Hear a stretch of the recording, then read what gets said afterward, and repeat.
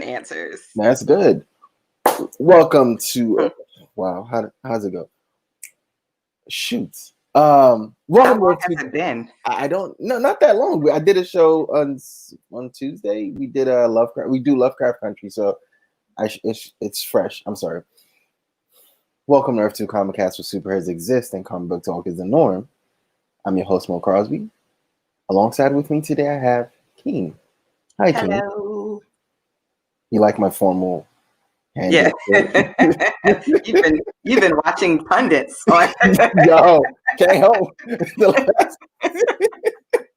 At least it's not. Yeah. Oh, speaking of pundits and countries, we are here to discuss La Révolution, Netflix's take on one of the French revolutions, because they had a lot of them. One of the French revolutions with a twist. I actually saw the trailers to this show, and as I really do be watching trailers to these things, I know Keem didn't. Not at all. So I saw the trailer to the show, and I was like, oh, it looks like it could be in place of Warrior Nun, because Kipo is back, and we're going to be doing that, So I'm like, oh, it's going to be playing. Keem saw it, I was like, oh, this could be like our Warrior Nun stand-in till Warrior Nun comes back. And Keem was like, I think she saw it, and she's like, this ain't Warrior Nun. Warrior Nun is not. I don't know what the fuck this is, but it is not Warrior Nun. And I think go ahead. What it makes me feel like, and maybe there's a book to this as well, but I read a lot of the I can't remember his name right now, but he wrote Pride and Prejudice and Zombies. He also wrote Abraham Lincoln Vampire Killer. Oh yeah, those movies, right? Because this is where I think this was going. Hold on. They are movies, but they were books. Originally books. I hate to be this person, but I read the books, and the books were way better than the movies. You are that person. I am that person a lot too, and I hate being that person. But damn, you do comic books too, or just movies? See, my parents never really cultivated my love for comic books. Like, I used to read my cousins whenever I was over at his house. But I don't really do that with comics because I didn't read them enough to. So usually I'll ask somebody who's like, a big comic fan that actually followed and knows all of the stuff to be like, so how does this jive with the comic? Like, where did they veer off? But yeah, for books, some books I can tell you like, nah, nigga, this ain't it. But yeah, this has a more toned down. It's not as hyper. It's not as hyper as hyper. Pride, Prejudice, and Zombies. Because I never read the books. I saw the movies, and I thought the movies were just a lot, like extra. Of course, it was in the height of the zombie, the zombie movie TV thing, that boom, and the vampire thing. That's when Abraham Lincoln Vampire Slayer, came out. And I was like, at first I thought Abraham Lincoln was kind of cool though, because like if you think Abraham Lincoln, because no one has done. Never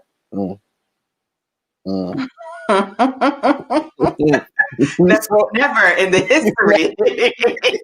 No one has ever done a movie like I've done a movie. Oh. I can't wait till Donald Trump Zombie Killer comes out. Oh Jesus, no! Why did you even put that out there? Don't try to make that man look cooler than he is. Because now I can see it with like some member of his cabinet being a vampire or a zombie or something, and he shoots him in the head, and then he's like, "You're fired." Sci-fi. Why are we giving them ideas? Seriously, because I know sci-fi is like really good at doing stuff like this. Please don't do this one. Not this one. Thank you. No. But no, so La Révolution. It's too early on a Saturday morning. Way too early. Oh, we're really cutting up. No, so I don't know if there's a book that ties into this. I actually do the research for it, but it looked like an interesting premise, and I was like, okay, this is kind of like along the lines of the shows that we would do, because we're definitely not going to talk about the actual La Révolution if this didn't have like some sort of mysticism in it. Yeah, we wouldn't be talking about it because I tried to think about it. Yeah, but we wouldn't. So, this kind of falls in line. So I was like, oh, this is kind of cool. Saw the trailers, and then at some point in the trailers, there are these mythical some type of monsters, and I'm like, okay, this is very, very interesting. I wonder what they're going to be fighting. And so I get into it. I'm like, okay, so we're going to be doing this episodically, like weekly. So it's episode 1, season 1 of La Revolution, the beginning. The synopsis goes: Madeleine recounts her nightmarish vision to Elise. A disconcerting truth rears its head during an encounter between Joseph and Oka, a prisoner. Now, from the beginning, it opens up with a girl on a horse kind of chasing down a guy. She shoots him a couple times, and she pulls out a large knife from her, from behind the sack. And I was like, oh, what is she going to do with it? And then she does the hand swirl. And I'm like, it's automatic when someone does the hand swirl that they're taking. You about to lose your head. Exactly. You finna get beheaded, bro. It's happening. This is around the time in France where they were taking heads off. Like, so it tracks. The guillotine was a thing. Yeah, so he does the thing, and I'm like, oh, there he goes, his head. Off with his head. With his head. You know what I would love to see one good time, though? Like somebody do the knife thing and go to slice the head, but it gets stuck, like being anatomically accurate, and then they're like struggling to get it back out. And like, I mean, it would be gruesome, but also like just seeing it like, why does this always look so easy in the movies? Like, because I have to believe it's not that easy to behead. It's never that easy. Like, I don't care what kind of knife you're using. And you know what, Donald Trump, Vampire Slayer. This is your chance. This is the chance. Damn it. Watch his movie be so anatomically correct to everything and just blow everybody else's movie out. Like, oh man, that would be great. So, and then so it's a party with, higher ups, and like, when I say higher ups, like, well, what's the word I'm looking for? Help I mean, I guess nobility, noble people. Yeah, look, rich people, because that French turn up was ridiculous. Like, seriously. Y'all are in here getting high. I'm thinking, I'm not gonna say if I was born then, because I wouldn't be able to be invited to the party. You would not be at any of that. You would be holding a platter. Or dove, madam. That's all that you'd be able to do. So and so the characters that are in the synopsis, because again, this actually does follow like 4 people, so there are a lot of characters in the opening, in the pilot, but then it actually really just follows 4 people: Madeleine, Elise, Joseph, who is a doctor, and then Oka, not really Oka, but then there's the uncle, is Elise's uncle, I believe, like the side characters. Yeah.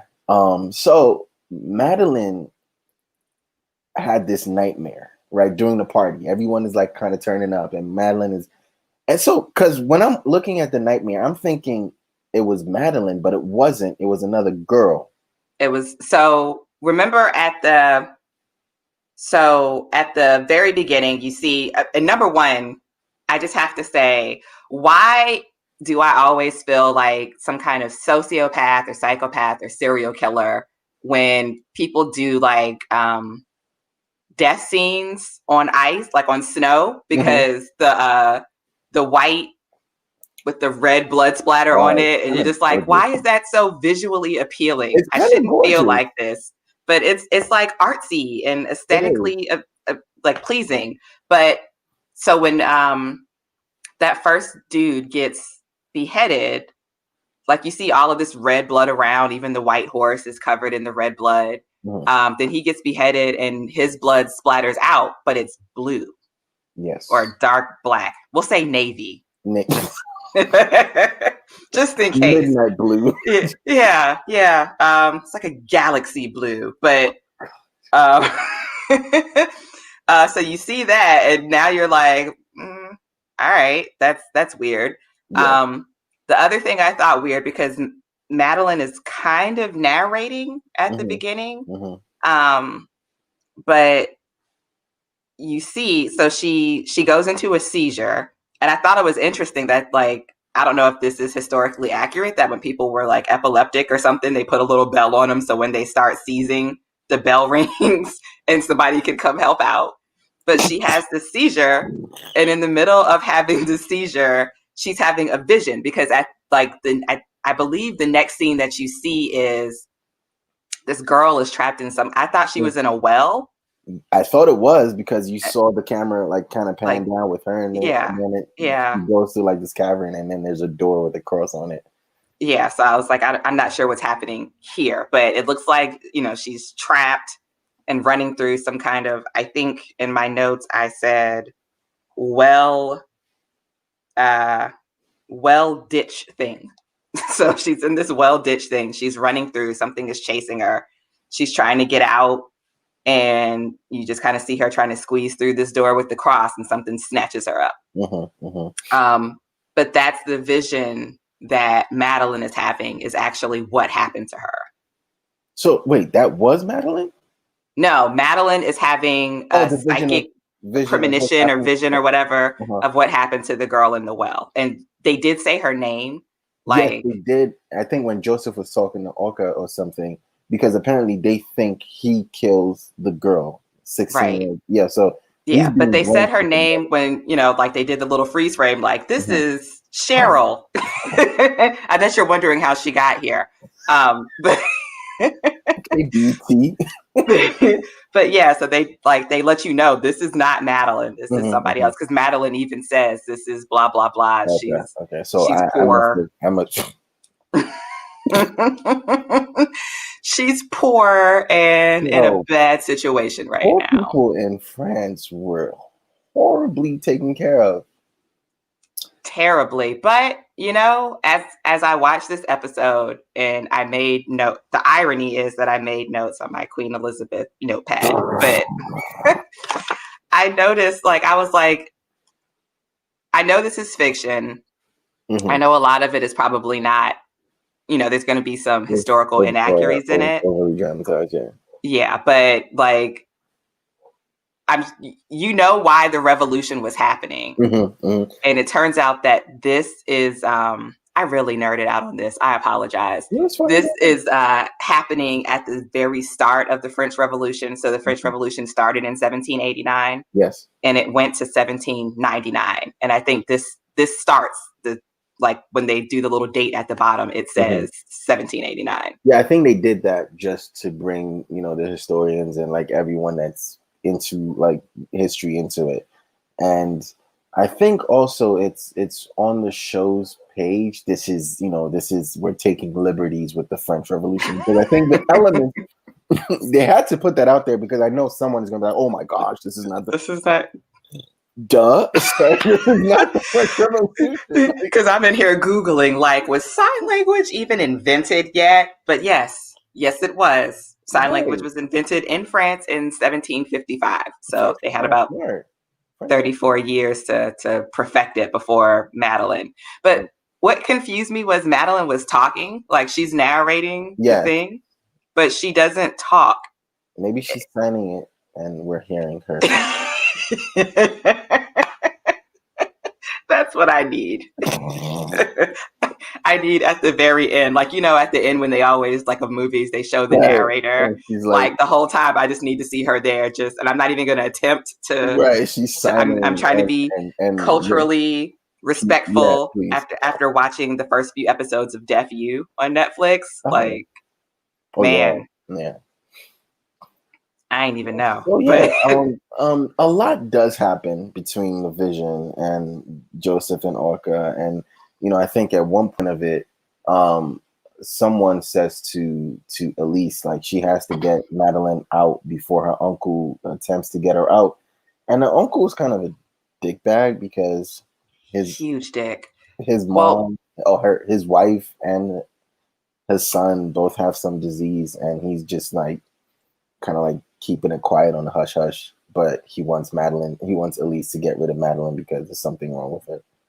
I want her out, because it was after she had the seizure vision. The doctor comes and the doctor is she's not stable. Nigga, she's deaf. She's not.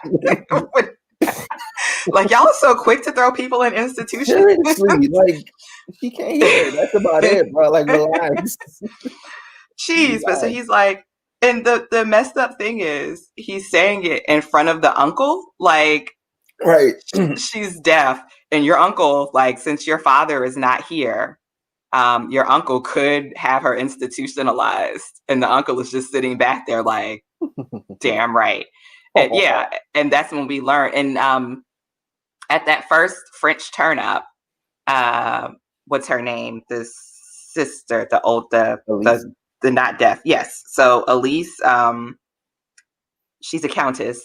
Mm-hmm. She's meeting with, I guess, one of her baron homies, who's like, so we've been hearing talk in the streets that your father is not doing great. And she's like, no, that's not true. And he's like, nah, I thought my source, my snitch was credible when they said, like, your father ain't even been in Versailles for like a month. A minute, yeah. And apparently he was supposed to have been there much longer. And she's like, no, he writes me often. He's there. It's cool. Don't worry about it. So yeah, I don't know. I don't know what's happening there. But I know the Baron does say, look, the worst thing that could happen is your father dies, because then your uncle takes over, and nobody wants that. Because of course men have to take over. Couldn't be right. So we've already gotten this inkling that he's probably not the Mr. Rogers type. And then when we see him, like, hell yeah, I put my wife away and my son away. And it's probably something like real simple, like the son has a stutter and the wife said some offhanded shit to him, like, can you put your tights in the basket when you're done with them? And he was like, you know what? I don't need this. Institution. Away with you. Be gone. Yeah. No, people were that petty. So I wouldn't put that past them. Like, a lot of people are that petty, especially in like French Revolution times. Something else did happen. Few things happen. So the uncle is threatening to put Madeleine away, and Elise is like, you will not. But then we also find out that Elise is kind of supporting the revolution. Yes, on the side though. On the side. Mm-hmm. Like, well, on the side, but out front too, because that second French turn up, the outdoor turn up, she comes over. And I thought this was interesting because the noblemen with their fancy habilitaries. Oh man. Oh man. You could draw my Scarlemagne in there. Yes, they're fancy habilitaries and they're out there. Habiliments, that's what it was. They're out there skeet shooting and talking about, like, oh my gosh, these poor people, like, they're trying to revolt. I don't know what their problem is. What do they want? Like, and Elise is like, they should be happy.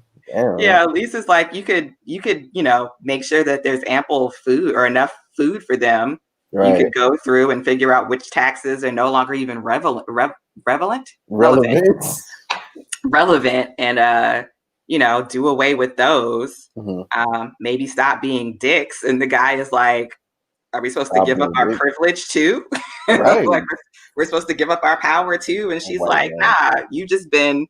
And it's interesting because I was having a conversation with somebody, one of my friends, the other day, and we were talking about politics or Congress, and he just couldn't figure out, like, why did these Congress people stay in office so long? Because they're not even really being helpful anymore. Mm-hmm. And, I was like, money. Yeah, one of them is literally turning into a corpse in front of our eyes. But yeah, but so the thing that I said to him was, I'm sure when they started out decades ago, they were trying to decent-ish. Yeah, they were trying to do good things for the people, but the longer you stay in office and the more wealth you accumulate, you get farther from that reality.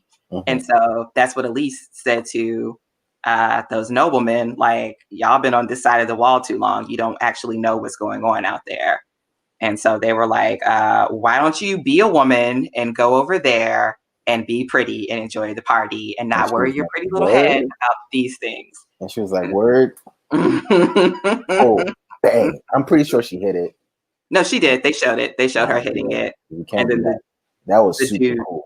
Yeah. Super cool. The dude who's been trying to hit the plates the whole time is sitting there like, bitch. I'm pretty sure that's what he said. Oh, by the way, this show is in French.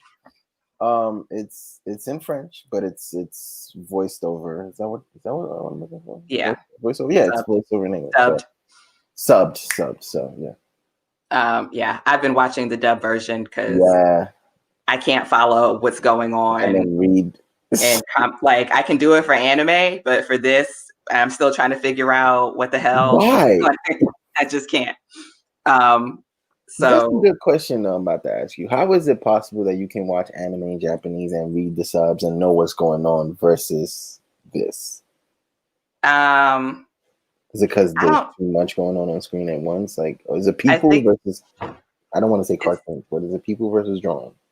Yeah, no, I just think that this one I wasn't quite sure what I was going into watching it. Also, there is an English version.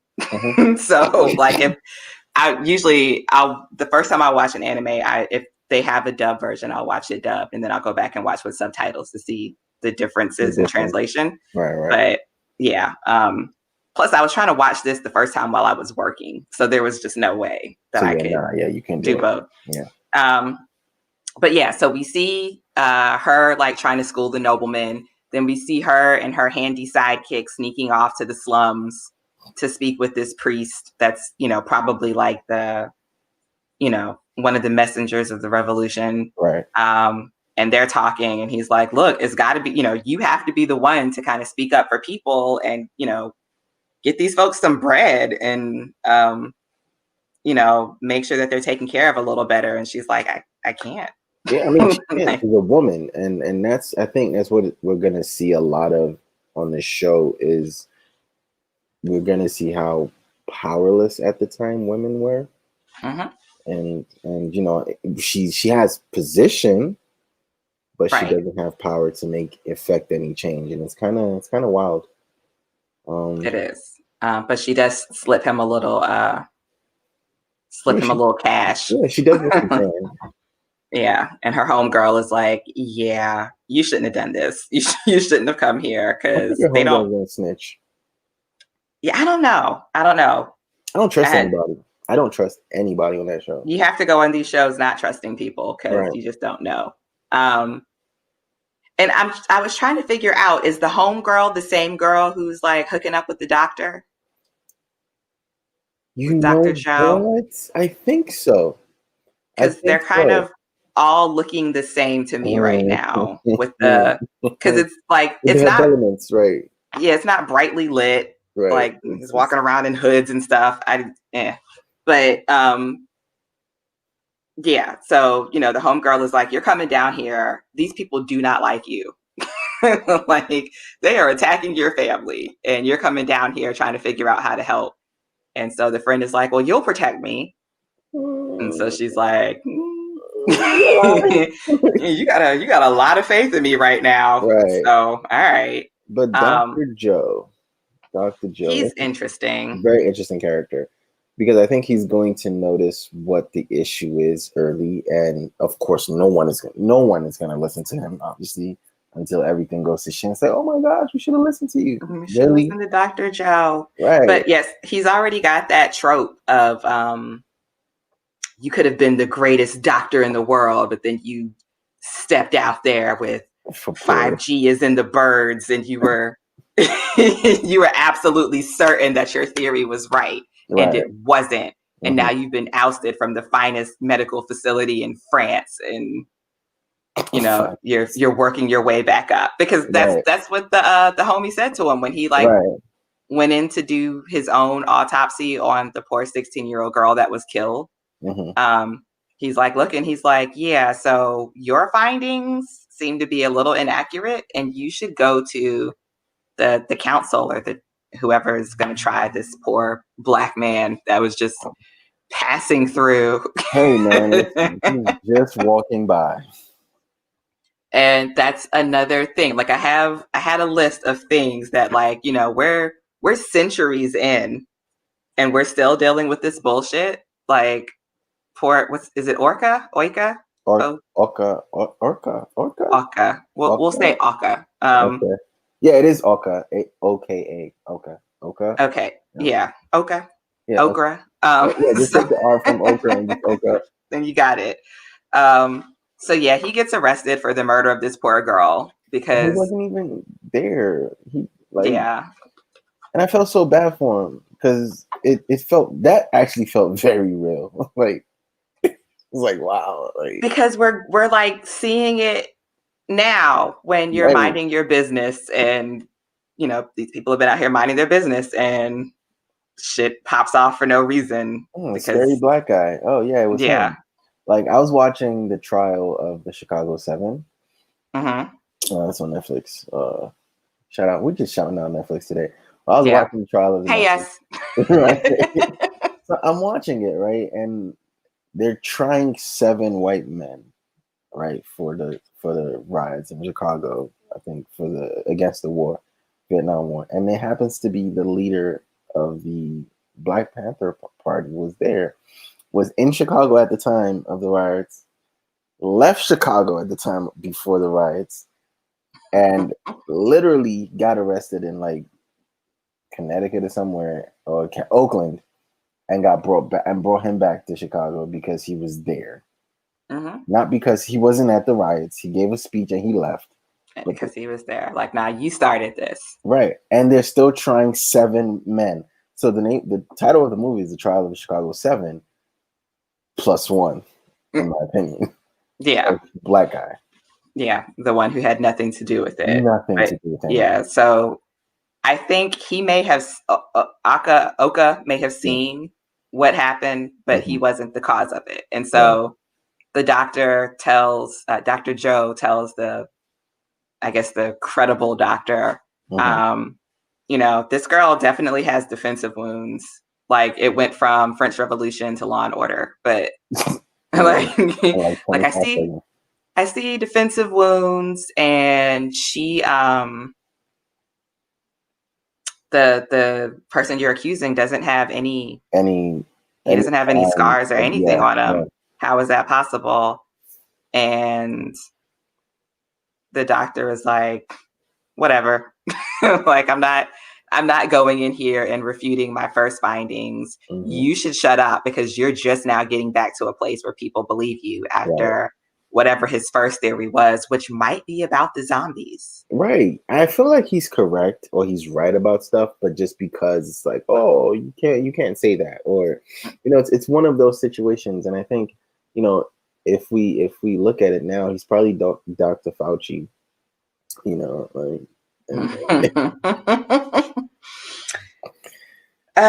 Yeah, and they're like, no, don't wear a mask, and he's like, no, wear a mask. Don't listen to this guy. You know, that first thing that he said, just keep going with that. He doesn't. Right. He doesn't know what he's talking about. Right. Yeah. And so now his word, as you said, is not taken for anything, and it's kind of sad to go to medical school for 10,000 years and come out and no one wants to listen to you. Because they be in school for a long time. They go to school for a minute. And then even when they get out of, like, when they graduate, they still have to go through residency, which means you're a doctor, but people are still going to be like, are you sure? Like, can I talk to the doctor? Can I talk to somebody who's a little more seasoned than you? And so Joe's gone through it. There's one more vision that happens at the end that kind of threw me off. Or it was a sex vision, right? Someone was having sex, and then that was a flashback. Oh, was it Elise? Because I keep thinking it's her. Yeah, so I think that's how she got the white streak in her hair. So you remember when after Joe is getting followed by the weird dude with the mustache and the hat, and he's like following him through the streets because now they're concerned about Joe. What he knows and what he could have found out. Yeah, so they try to kill Oka. Oh yeah, that's try to kill the black man, serial killer guy, but Joe saves him. So now they're following him through the streets. His assistant, who might also be Elise's girl. Just not. I'll have to keep watching to figure that one out. But she like snatches him around the corner and is like, "Look, they're following you. They're probably following you because you're correct in your theory, and they don't want you to be. They don't want that to get out." So he's like, "Oh man, I'm shooketh," and like goes to leave her, and she's like, "Where are you going?" And he said, "I'm going to think." So he goes to his brother's grave because we find out that he's an orphan. He was raised by the priest that Elise has been helping, throwing a couple of dollars to. He goes there to sit by his brother's grave and think. Elise pops up and is like, "Oh, sorry, don't mind me. I just want to come and pay my respects." And he's like, "You know, you're the last person that should be here because you got my brother killed." Speaking of, Oka did mention, because when Joseph had said his name first and last, he was like, "I've heard that last name before." Yeah. And he's like, "It's a common last name." Number one, it's fucked up that guillotine is like a common last name.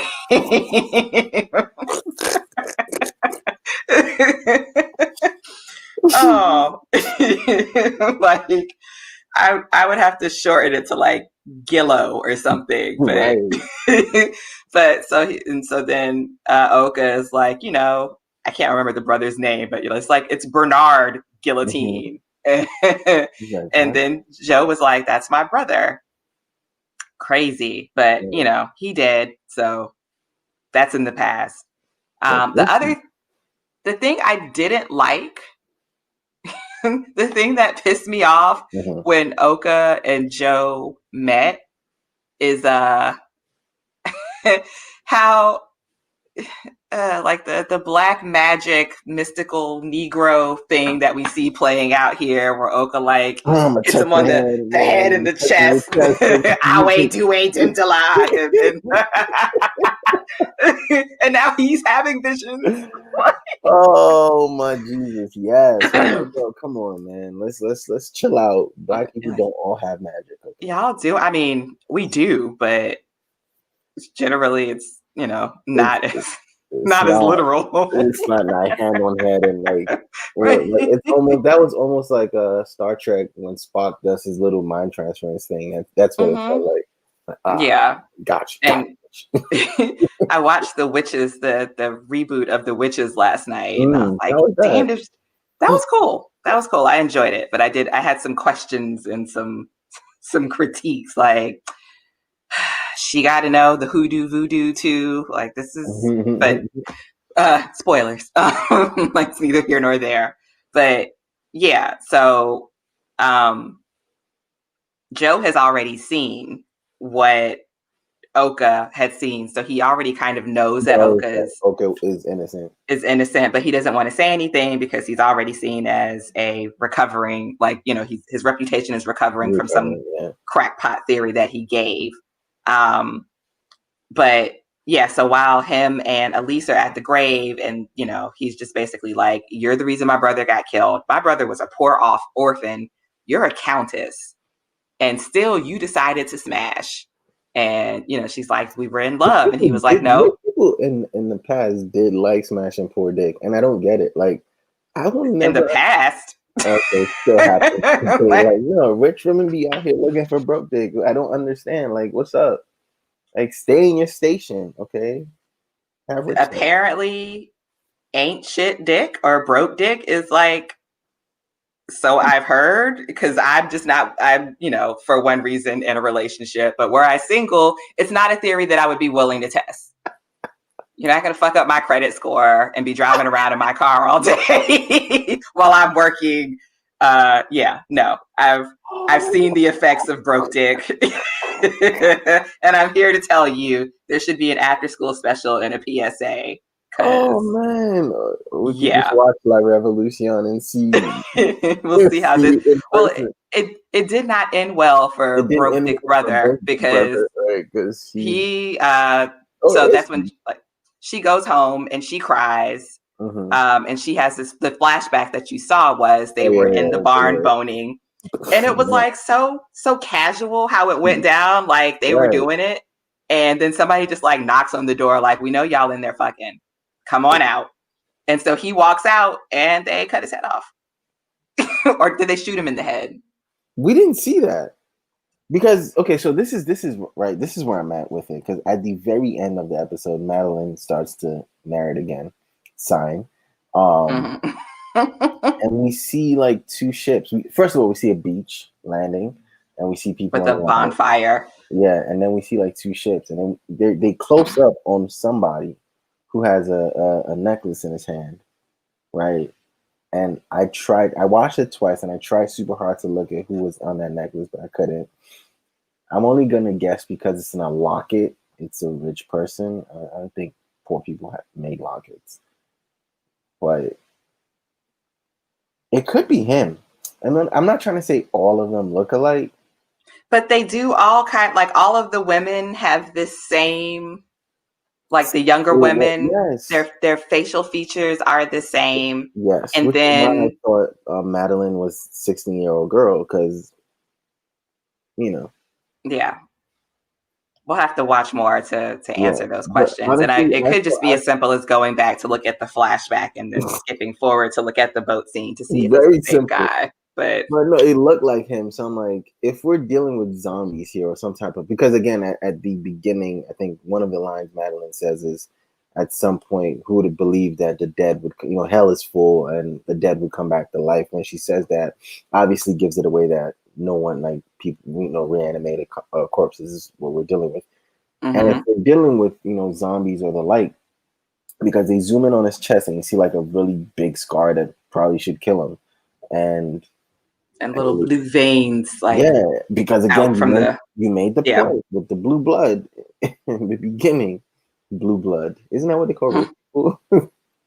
I guess so. Oh, look at that! So many it's a show too, but Blue Bloods. It's a cop show. Mm-hmm. But so I'm looking at the face. I'm like, this could be brother. Could be. I didn't even think of that because I was still kind of sitting there like, this is my second time watching this, and what is happening? Still confused, but maybe by episode 2. So the themes that seem to have carried throughout time, or maybe this is just like their thing of like trying to work current issues into, doing their own social commentary, but in the past. Mm-hmm. Let's see. Like I said, we're still looking at the same social issues. So like law enforcement brutality, because when they arrest Oka, they put him in the cell, and instead of just like arresting him and putting him in the cell, they kick him, like they jump him real quick while the doctor is in the room. Yeah. And then the leader is like, okay, that's enough, and they're still trying to get a couple extra kicks in. Random, okay, it's enough. Like, no, you just hurt the dude. Like, relax. And you're framing him for a crime he obviously didn't commit. You're framing the black man for a crime that it's clear he didn't commit. Not only that, but now this nigga's in jail. Y'all don't want all of your secrets coming out, so you do the jail suicide setup. Because were they like, and I don't know who that noble or that person is that came in and gave his speech beforehand of, I come from a long line of serial killers. My daddy was a serial killer. He killed all the maids and they arrested him and beheaded him. So I'm carrying on his work. So I'm not here killing you out of duty. I'm doing it because I just like, killing poor people. So you're like, oh, okay, that's weird. And at the end, you see him, that same guy, he's like hoisting poor ladies over his shoulder and throwing him into that same pit where we saw the 16-year-old girl die. 16-year-old girl, right. She was like, Lord, no, my Lord. Please, no. And then you see like this, like a wall full of missing girls flyers, which is also something that we're dealing with today. And of course, like the lower their socioeconomic status, the less people actually look for them. Yeah, right. So these girls are dying. They're being sacrificed to something, and everybody's like, "Oh, Marie, no." And like going on about there. They never actually go to look. Right. The misogyny, unfair taxation, and I'm sure there's some that I've missed that other people can point out. But right. Misogyny is a big one, though. Unfair taxation is currently Huge. what we're living in right now. So you say huge? Huge. Huge? Huge. Huge. Huge. Huge. The huge is bigly. Oh, bigly. Bigly overtaxed.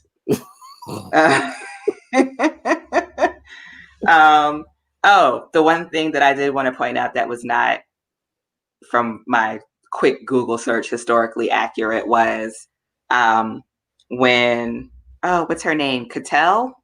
When the first time that she comes into Dr. Joe's room, number one, she did a shit job of cleaning his room and making up his bed. Like, she literally just tossed the cover back and was like, all right, bed's made and we're out. Mm-hmm. Okay, no, sorry. I'm trying to catch somebody I keep looking at my phone because my doorbell camera keeps going off and I'm trying to catch somebody who keeps letting their dog poop in my yard and not picking it up.